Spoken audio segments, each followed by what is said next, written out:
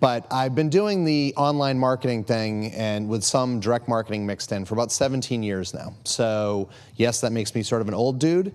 But I've also been doing social media for the last 5 or 6 years, which is a long time in social media years, and mobile and location for the last year plus. I was the CMO of a company called Powered here in Austin. We just got acquired by another company called Duchess Group, Austin venture-backed. And for 9 years, I was at a company called Fidelity Investments, this small little financial services firm up in Boston, and did all things digital, sort of helped grow up with the web. But the things that we want to talk about today, and these are just a few ways to get in touch with me. I'm at Aaron Strout on Twitter, for anyone that's on Twitter following along, is that I want to talk a little bit about what is direct marketing. And a lot of the things I'm going to talk about today are less about tactics and more about sort of big picture stuff. Obviously, we've had a lot of good recommendations today. And if anybody does want to talk more about location-based stuff, I just actually finished writing the first draft of a book called Location-Based Marketing for Dummies. So I know a thing or two about it. These guys did a great job teeing it up. But I've lived that for the last several months and will live it more during the author's edits soon. But any kind of marketing that involves an offer of some type of direct response mechanism like URL, location, or 800 number, and obviously there are lots more of these types of response things. We've talked about them in spades, QR codes, short codes, et cetera. But traditionally think about direct mail, email, direct television, radio ads, and banner ads. By the way, I did come in here not knowing sort of exactly what the audience level is, so we'll talk at a pretty good pace and clip and height, I think. But one, feel free to ask me questions during this, and we can dig down if we want. I don't mind being interactive. And two, I just want to make sure we level set here. But obviously, you guys are pretty far ahead, super smart crowd, and I've learned a lot today myself. So what do we mean by social media? I think we've mentioned at least every one of these today. Maybe not podcasts. Discussion forums, wikis, which are a little more old school. This thing called SlideShare. Anyone in the room heard of SlideShare? Be honest. Okay. Anyone in the room use SlideShare? Have you ever uploaded something? Okay, you should start. It's a great tool if you don't. The reason why there are 30 million views a month at this site called SlideShare, and it's your content, and people are basically wanting to go and find out more about things like the presentations you gave here today. And these are a good way to actually get your word out. All right, so the good news is direct marketing is still pretty awesome, right? And so the little 4208 that our Vanna White is holding up here, according to DMA last year, that's the ROI generated for every dollar spent on email. So obviously this stuff isn't going anywhere anytime soon. I know direct mail, you still get a pretty good return on an investment. However, social media is pretty awesome as well, and here are a few reasons why. And here are just a few stats in case you don't already know this stuff. So YouTube, I think you've heard of it. They get 2 billion views a day. That's a lot, okay? 2 billion views a day. Facebook, 650 million members. It's another staggering stat that every time I say it, I'm impressed by it, and that is that 25% of the US adult population spends a quarter of their time on Facebook. Okay, so these people are spending a ridiculous amount of time on Facebook doing things, engaging. Now, the thing that we have to be careful of, which I think a lot of you know, is that they're not going there to find out more about your business, right? They're going there to talk to friends, upload pictures, have conversations. So it's a little trickier for businesses to find a way to be relevant. We'll talk a little more about that in a sec. Twitter, 190 million users. The real number and sort of how many active folks is still up for debate. My best guess is somewhere between 25 and 30 million, but they're very active. I happen to be one of those, and I know there are some in the audience. I've seen you. And then Foursquare, 8 million users. So teeny tiny in comparison to some of these other giants, but growing very quickly, actually growing faster than any of these other guys, maybe with the exception of Facebook. So one of the things that I want to connect with is, at WCG, one of the reasons why I left Powered and came there is there's a guy named Bob Pearson. Bob used to run social at a little computer company here in Austin called Dell Computers. And he's one of the guys that sort of originally working with Michael Dell, the CEO, started to introduce this concept of social and business working well together. And they were the ones that pioneered things like the Dell blog, the direct to Dell blog, Dell Idea Storm, and being on Twitter and the importance of those things. So Bob has just released a book, and this is not an infomercial for his book, but I read a lot of business books, and I'm going to tell you that his book, Pre-Commerce, is one of the most useful books I've ever read, and it's required reading for me, which makes it a little trickier. I'm realizing now that I can actually look down here, too, and not have to look up at the screen. And what blew me away the first time I met Bob were a few of the truisms that he shared with me. And that is that we live in a world today where 99% of our interactions with customers as brands are outside of the transaction, right? So we think about, especially from a direct marketing perspective, it's like, how can I get you to buy something?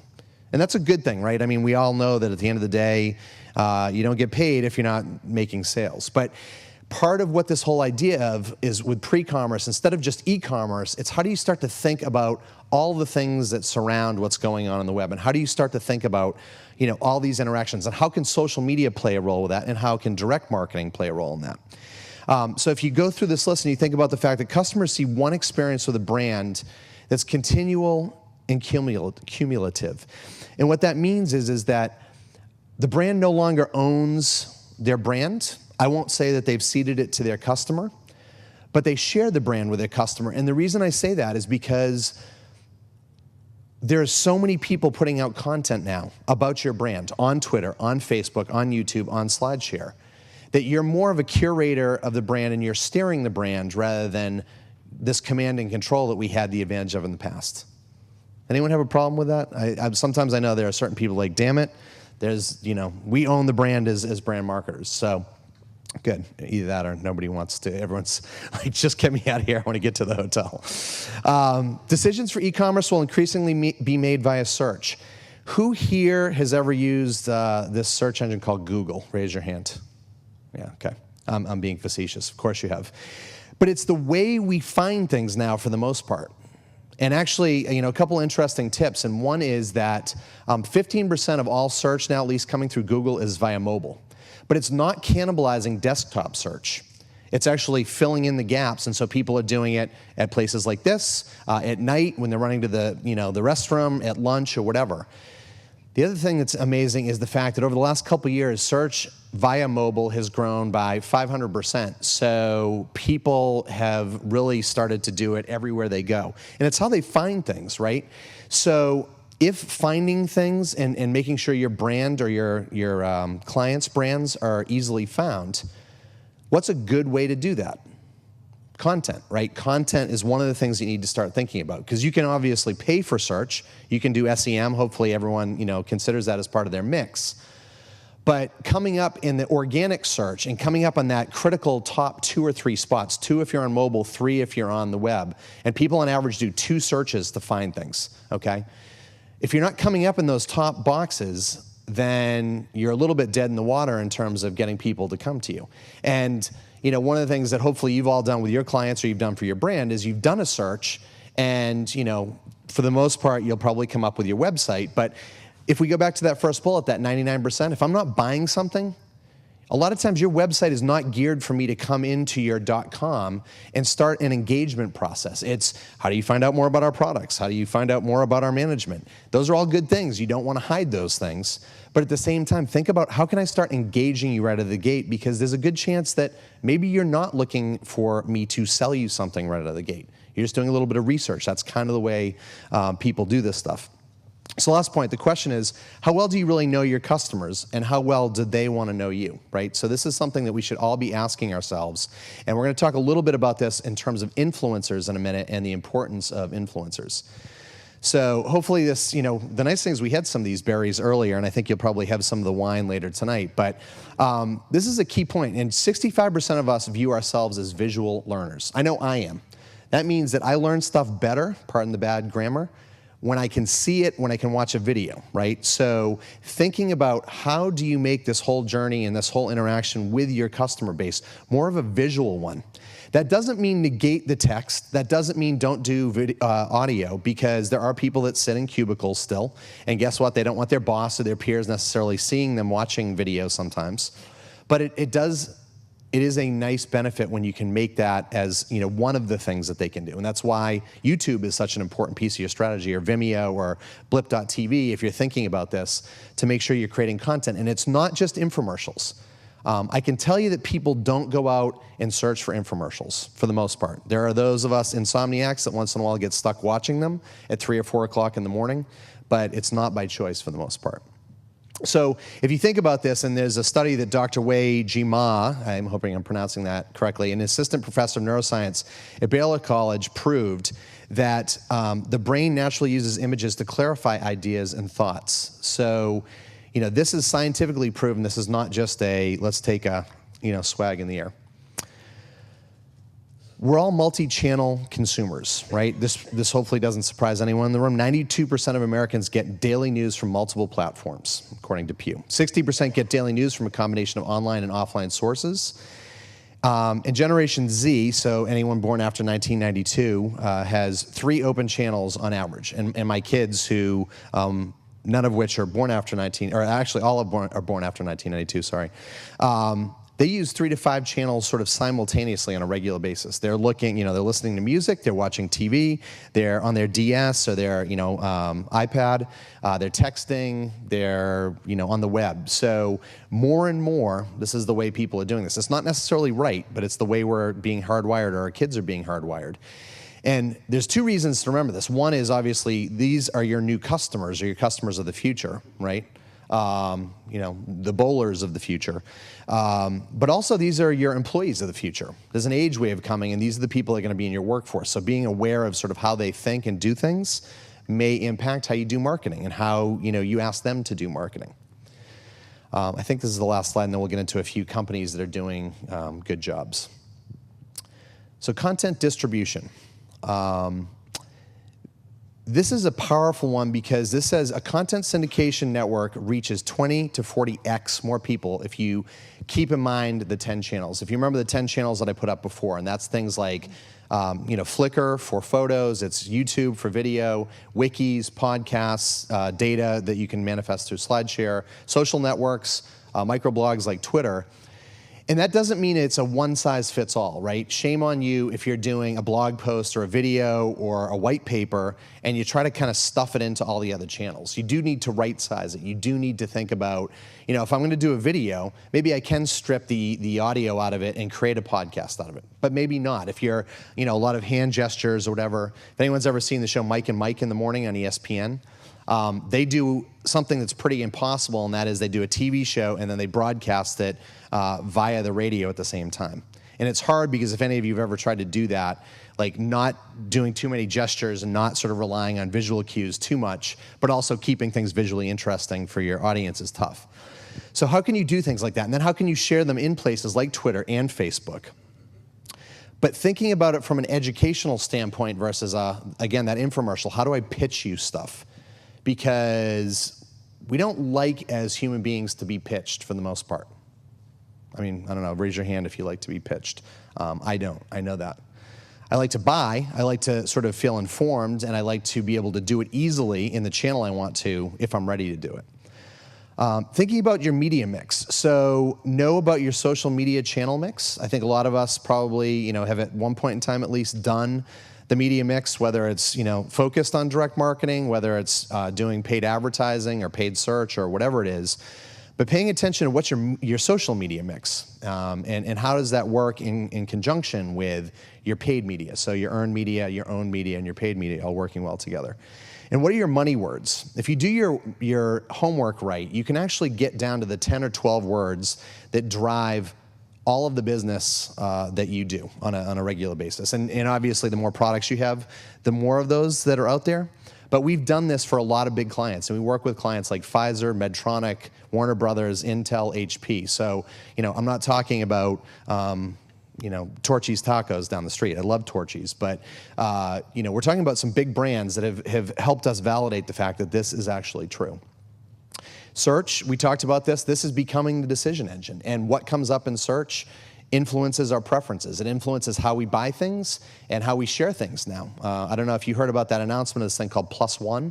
It's Google's new version of the like button on Facebook. I'm not convinced that it's necessarily going to work, but it's something that you should pay attention to because of the fact that it could, I'm not saying it will, but it could dramatically impact the way search operates. If you get enough people sort of clicking on that +1 button as it rolls out, out of beta, that could actually start to really change the nature of organic search. Research, and we'll talk a little bit about this when I get into the case studies in a sec. So online is really becoming one of the best sources of insights, and trust me, I've done a lot of the focus groups in the past. I've done a lot of the, even the online panels. And one of the beauties is, particularly when you have a place like Twitter with 190 million potential customers, or Facebook with 650 million people, is people are doing things naturally. And so now you have all these listening platforms like Radian6, Alterian, Scout Labs, et cetera, that can help you mine these conversations. Not necessarily to be creepy, but to have a better sense of what are people saying about your products, and what are they saying about your customer service, and how are they interacting with you? What are they saying about your direct response campaign? Did it suck? Was it cool? Did it hit the mark? Are you able to infer any insights from that? So thinking about things like this. So we talked about the media mix for the social side, media buying. So starting to think differently a little bit about how you do your media buying. And I'm not going to be one of those guys that says, no paid media. Paid media obviously is crucial, as is direct marketing and direct response marketing. But thinking about a little bit, and thinking about where do you drive people? And that's one of the things that we'll also talk about is maybe your call to action isn't just to your .com, or maybe it's not just to your 800 number. That doesn't mean you can't include that for people that are that 1% that are sort of in that buying mode. But it is thinking about, how do I get them into engagement mode if they're part of that 99% that isn't ready to buy from me? So how do I keep them around? And then finally, databases, right? I mean, who here has ever celebrated the fact that they got added to a database? Oops, okay, good. None of us, right? I don't jump for joy when I know, I'll say, yes, I just got added to Target's database. I can't wait for them to send me a email. I mean, we saw some of those slides earlier, right? The guy that's like, I just LOL'd so hard that I'm going to go buy that car that was in that viral video. We don't act that way as consumers. This is the piece about influencers, and this is pretty eye-opening when you think about it, but less than 50 people, and again, this is validated with a lot of work that we've done with existing clients over the last couple of years. Less than 50 people drive the share of conversation for the largest brands in the world. And so we go through a process with each one of them where we basically take in some of this raw data from a company like a Radian6, and we run it through our own algorithms. And by doing so, and sort of hitting them across these 40 different metrics, the individual reach, individual relevance, outlet presence, outlet syndication, outlet relevance. And what we mean by that is, so, there are individuals that are bloggers. Some of us here are probably bloggers. Then there are individuals that are journalists that work for an outlet like USA Today or Boston Globe or New York Times. Outlets are becoming less and less relevant, not irrelevant, but less and less relevant, and individuals and content in particular are becoming more relevant. So if you start to think about who are these people, and you can know them by name, and you should know them by name, and how are they driving your or your client's business, because of the fact that, and usually if you really get down to the essence of it, it's about 7 to 10 of these folks. And guess what? They may not be the lead journalist at US News and World Report, or the lead blogger at TechCrunch. They could be the lead moderator at a large discussion forum. They could be someone like a Mary Meeker that we talked about earlier, right? Who's one of the more influential analysts in the world in the mobile space. If you're doing things with mobile, do you know Mary Meeker? Have you met her? Do you keep in touch with her? Do you ask her opinions? Does she know about you?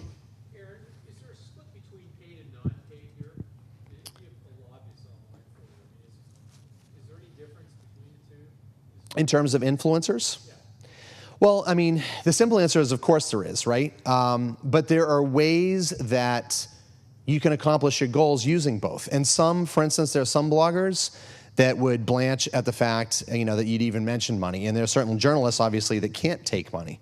But there are certain people that you can invite them in and have like a really nice sort of 2 or 3 day session with them. And I know my friend Scott Monty runs social at Ford Motor Company, did that when he first started. He invited in 50 influential bloggers. He didn't necessarily go through this process, but he knew people that had strong word of mouth, and guess what? We all need to drive cars.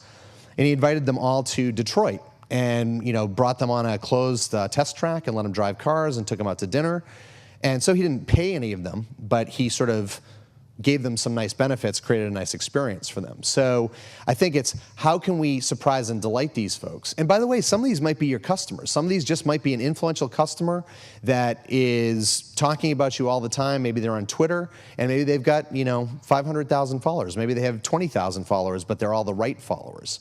So the key is being aware of this fact and making sure that you're doing something about it. And guess what? This can make you that much more effective with your direct marketing. It doesn't mean direct marketing goes away. But if you could think about a way to pull out a quote from one of these influencers, or one of the calls to action is to go and see a video that they just did reviewing one of your latest products that talked about all the good things that it can do. That's a lot more credible than you pimping your own stuff, right? All right. So I did promise that these can work together, and I've talked a little bit about them working together, but we've sort of talked about some of the benefits of this thing called social media. So here's 7 ways they can, and I've illustrated it with 7 different companies, and I think a couple of them have come up already. But essentially, things like research, CRM, and I do like to call it just CRM. I know that there is a digital flavor, there's an e-flavor or networked flavor of it, but at the end of the day, it's customer relation management. And so to me, that's looking holistically across offline and online and mobile and social, right? And the more I think you could do that, the better off you are. It's about customer co-creation. We've talked a little bit about that earlier, and we'll dig into that. Check-ins, FTW means for the win. For the win, it used to mean something else, but that's what it means now, and that was my sort of way of being hip and cool and relevant, getting a little grin out of everyone at the latter part of the day. Faster test and learn approaches. Talk a little bit about how Barry Judge, who came up earlier, I think from Best Buy, and how he ran a campaign to find out how he could do better advertising. And then continuing the conversation, and this gets a little bit to that, how do you get people to places where they are more conversational? Because you do want to capture their attention, and whether it's in your database or on your Facebook page, getting them into the conversation versus doing that one shot of, can I please get your email? It's not to say that getting their email is a bad thing, it's just, it's trickier and trickier, and a lot of it, I think one of our speakers talked earlier about the fact that almost all of us view most of our email as spam, right, or unwanted. So the first one is research, and have you heard of a company called Communispace? Anyone raise their hand? Okay. If you haven't, they're up in Massachusetts. They actually just sold, and I'm blanking on who they sold themselves to, but there's a woman named Diane Hessen. She's literally been doing this for like 20 years. I mean, she is the godmother of community-based research. And so for Intercontinental Hotels, this is a fairly well-documented case study. None of these are our customers, by the way. I like to talk about customers when we can, but a lot of these were just sort of natural fits for the types that I'm talking about here. They had 3 different communities, and they had over 300 customers in each. They didn't make it too big. There's a risk, obviously, to making these too big. But they were able to mine tons of insights and opinions that they were able to thread back into their day-to-day product offerings, their marketing, et cetera. And so I bring this up because there are so many tools at our disposal now. Some of it's how do I implicitly take data out of the conversations that are going out there? And we talked about that earlier, right, with the Radian 6s or some of these other listening tools. There's the explicit, let me ask you your opinion. And the only downside to this is that obviously sometimes when you're trying to manufacture that same situation that, it's like, hey, I know that you stayed in a room 3 weeks ago. Can you remember, was the pillow too hard or too soft? Well, if you're not doing it and it's not in line, then sometimes it's hard to replicate that. Versus you're updating on Facebook or Twitter or Foursquare. It's like, oh, this pillow is awesome, or man, this hotel stinks. It doesn't even look like they changed the sheets. So taking this research and applying it to everything you do, whether it's implicit or explicit, is a huge benefit. And hopefully all of you are nodding your heads and saying, yes, we knew that already, and this is a good thing to do. I don't know if you're aware of this, but Salesforce.com, obviously one of the largest CRM sort of facilitators out there. Siebel used to be, they're still a very big player in the space, but these guys introduced about a year and a half ago, maybe it was 2 years ago, the ability to start capturing Twitter and Facebook data. Now, what's tricky about that is what data do you capture and how do you manage it? And a lot of times you can't match it up directly with your customers.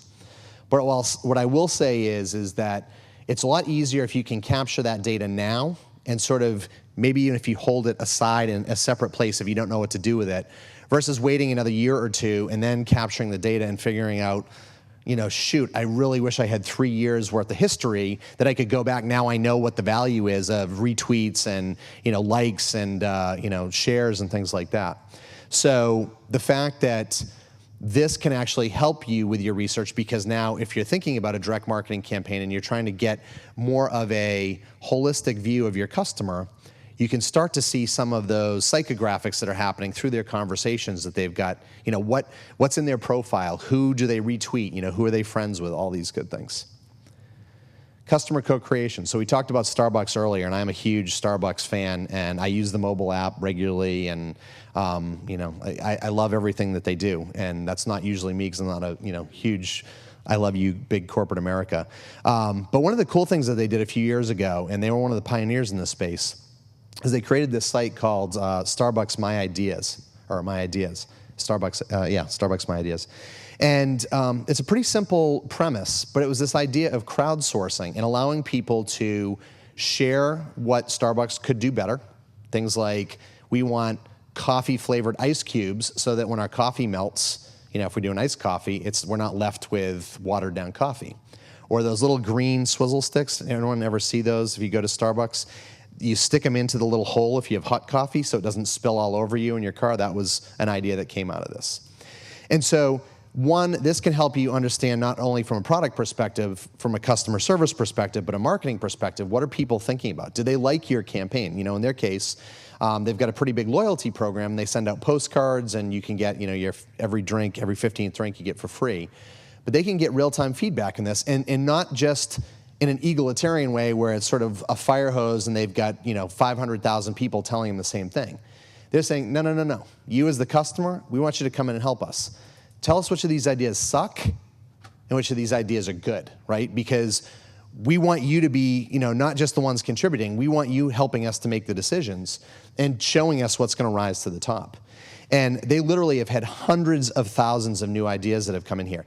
The real key with this is the fact that we as customers now feel like we have a vested interest in seeing our ideas succeed. So now, remember I talked about sharing the brand at the beginning? If I'm the one that, was one of 500,000 people that, liked the idea of that swizzle stick, I can tell my friends, yep, that was me. I helped contribute to that. Even if I didn't really, but I feel some sort of ownership, and now I'm proud. And if I hear someone complaining about it, I'm like, you know what, that's a good idea. Don't crap on that idea. I like that idea. I helped vote that idea up so that they made it a reality. We've talked a lot about location-based services, and so I won't dwell on this too much, but the real win here is if you are working with a client or you're doing it yourself, and I'd encourage both, and definitely test. There's no clear winner here yet. Facebook has got some critical mass because I think the last number I saw, somewhere between 65 and 70 million of their 650 million are mobilely enabled. So, one of the 3 things you see on your phone, pretend I have my phone here, is it says, update, check-in or places, and photos. So it's one of the 3 choices that they're encouraging you to do. The problem is Facebook is not that exciting in terms of the whole gamification piece. And that's not necessarily for everyone. But what is exciting is if you can get people to check in, which does come from an equal value exchange. And I was talking to Chris earlier, who I think has left. And I said, people will do almost anything, because we were talking about privacy. People will do almost anything if they feel like the value is there. And I gave as an example Facebook, right? Facebook is a huge abuser of privacy. Like, how many articles have we read about the fact that Facebook changed this setting, they changed that setting, and blah, blah, blah, blah. How many of us have gotten off Facebook? Anybody here jumped off Facebook? You almost raised your hand. Were you thinking? People have thought about it, right? The reason we don't leave Facebook is because it gives us enough value that we will probably never leave, right? All of our friends are there, all of our high school, college roommates, our family, our loved ones. And by the way, they've done this little thing called I call it the Facebookization of the United States and the world. And that is that they make it for people like our parents and our grandparents really difficult to switch because they know how to use this stuff now. They know how to do a status update. They know how to click like, right? They know how to share a picture. We talked earlier about how many people have taken a picture with their mobile phone. Do you think they're going to switch anytime soon to like the next Friendster or MySpace that comes along? Probably not. I'm not saying it won't happen, but So back to this really long-winded point that I'm making is with location-based services, if you give enough value, and this is really incumbent upon the brands and us as some of their stewards to help them think through this, what are the types of offers or experiences or education that we can provide to them to make them want to check in, and not just once? And some people get turned on by coupons, but a lot of people don't, right? I might want to check in because I get a special experience, or I got a free appetizer, or maybe I learned a little tip. I was at the airport in Memphis the other day. It was the first time I ever flew through there, and I was desperate for my Starbucks. And so I did a search on my app, and they showed me all the Starbucks in the perimeter of the airport, which didn't help me at all because I had about a 35-minute layover in between flights. I was able to go to Foursquare. I looked through the list of tips that people left, and there at number 15 was a woman that said that there was a Starbucks at gate A21. And I was able to walk right there and get it. So what are ways that you can sort of provide value? Because if you see that graph in the middle, the data that you get out of this is insanely rich and can really help you think through your marketing efforts in terms of filling in peaks and valleys, in terms of what does your audience look like? And yes, some of these are skewed much more male than female, unless you're using something like a Shopkick, which actually skews more female than male. But you can start to tell, like, when are people coming, how long are they staying, how many times are they checking in, and all that good stuff. And what are they saying? So we talked a lot about booze today, right? This topic keeps coming up, but Maker's Mark arguably is one of the best in terms of their ambassador program. And why I bring this up is their ambassador program is largely offline. Meaning it's a club, right? And anyone, for the most part, can join, but I think if I understand this correctly, you have to be invited in by another ambassador. And they do things like, if you're an ambassador, they send you gift wrap and bags at Christmas time or the holidays so that you can give your Maker's Mark to other friends. They provide all these tools, and now they've got an online community. It's private, but it's this community where you can do that. And so if you think about this idea of spreading the word and using social to do that in combination with some of the direct marketing tactics you're using, it can go a lot longer. But people, again, it's that value exchange. People have to feel like there's something in it for them. I'm not going to pimp your message just because you asked me to, Brent. I will share it if I find it valuable. I will find it if I feel like my friends in my network will say, wow, I wanted to listen to that versus Aaron just tweeting about one other thing that I really could care less about. Faster test and learn approach. So we talked about Best Buy. Best Buy does some things well, they do other things not as well, but they do have a guy in a CMO called Barry Judge. Barry is a fairly social guy, and one of the things that he did, particularly in 2009, is he said there's got to be a better way to do advertising where you can do all these tests up front, you can do focus groups, but at least 25% of the time your ad comes out and it's kind of like cold oatmeal, right? So they figured out what the theme was of the ads they wanted to do. They wanted to feature their employees because they knew that that's what the feedback was telling them. We really love your employees. So he put up raw cuts of their commercials and on his blog, not on an idea, engine or whatever, and said, tell me, do you like them? Which one do you like better? And what do you like? What don't you like? And actually incorporated that feedback into it, right? So think about if we were to do this with us, our own marketing or our clients' marketing. Maybe you put up your direct mail piece. Which one do you like better? I'm going to A/B test this real time right now on Facebook. Which one do you like?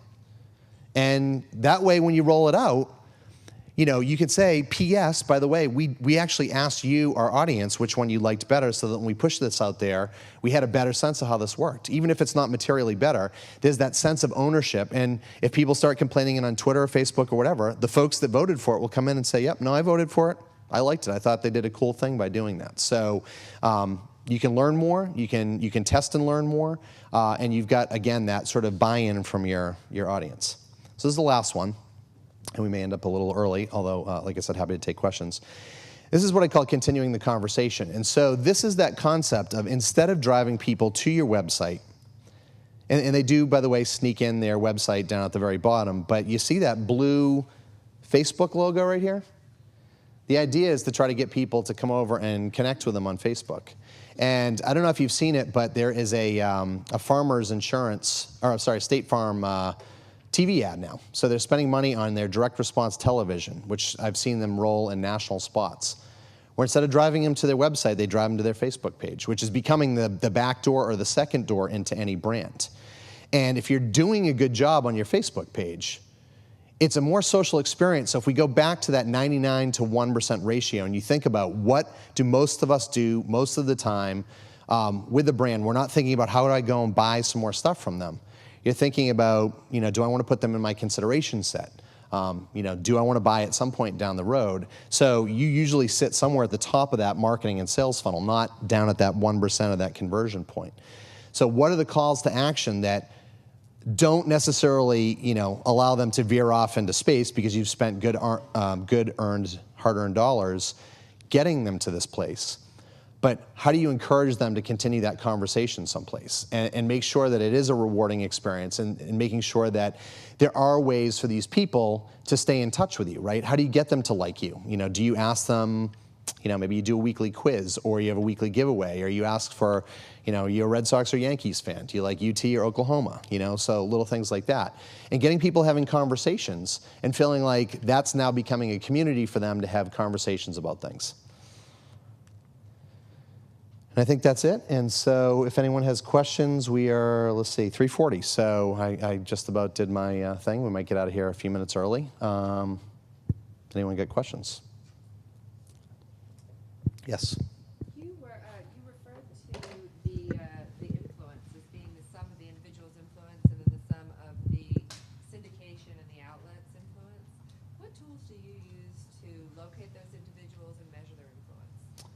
Yeah, so part of it I can talk about, and part of it is a proprietary set of algorithms we use. But essentially, we go in and we use a tool, and in our case, we use Radian 6. And we have access to their raw API, their advanced protocol interface, which just means that we can suck all of the data out without having to take it through a tool, and we can manipulate it the way we want to. So we've looked at 40 different key touch points, and that is, we look a lot at what is Google like and what does Bing like, the two major search engines. How much does that count towards their SEO juice? How much does that person get picked up or rebroadcast? So things like that. And by doing that, we're able to get to that list. And what we've done is we've done a gut check, right, where we'll go in and manually look through. But we've also had our customers where we presented these findings. They're looking at it like, yeah, like how did you know that? Like those are all we knew the top, 20 out of, or 15 out of 20. But now that you're mentioning those other 5, I see them, and wow, I didn't actually know the next, 20 to 30 or 25 to 35. And often those can be some of the best people to target because they're not the rock stars. They're not the lead journalist at the Wall Street Journal. Maybe they're a blogger that's got 25,000 followers, but they're more inclined if you give them some love and you maybe post a link on your Facebook page or whatever, they're going to be blown away by that, right? So they're going to be more inclined to sort of want to spend time with you. Anyone else? If not, I won't take it personally. I'll take it as a sign that you guys are ready to go and freshen up and get out into the warm Austin air. So thank you for your time, and I think Jamie's going to thank you for everything you did today. Thank you.